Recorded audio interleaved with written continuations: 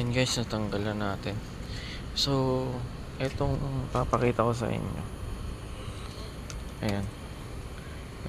May check engine siya.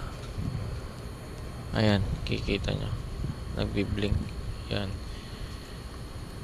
Ayan. Ang tawag dyan, error code 24.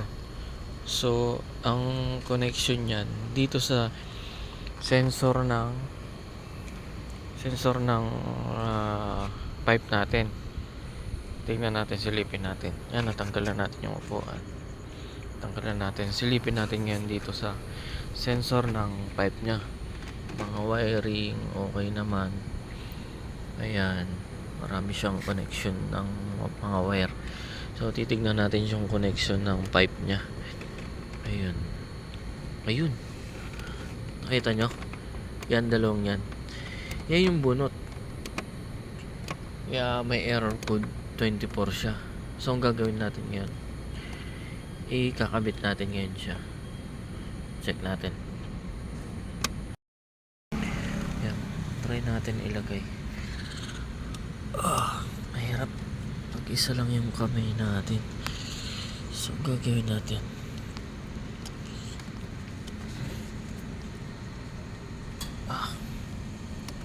Mahirap ilagay. Sana malagay natin, guys. Ayan. Pumasok siya. Ayan. Nalagay na natin. Nahahatak siya. Nahahatak siya sa baba, guys. So, yan, nalagay na natin. Check natin kung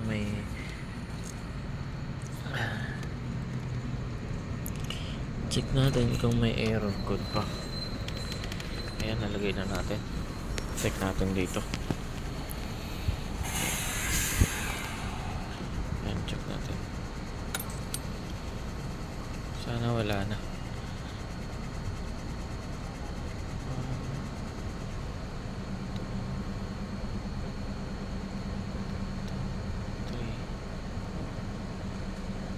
Hanta rin natin.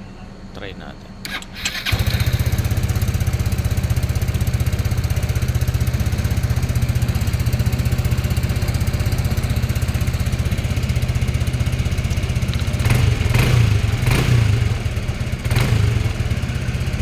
Sana mawala.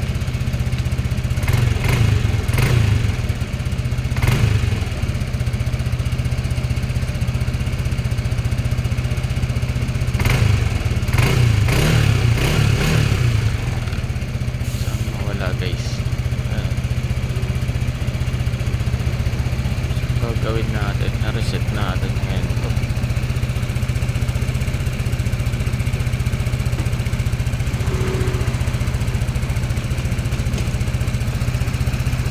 Reset natin ang diagnostic. Yan guys, na-pa-under natin ng ilang minutes. Check natin ulit kung magkaka-check engine siya. Kaya masing paanda rin ilang minuto para mawala yung check engine nya. Ayan. Check natin kung meron pa.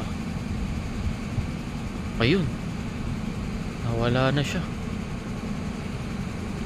Bumitaw na siya. Nawala na yung check engine nya. Ayan. Yun lang guys ang error code 24. Ayan, dyan nyo lang makikita dito. Sensor siya ng pipe. Yan, medyo patak kasi ito. Hindi ko kung bakit. Siguro sa pagkabit nila ng pipe.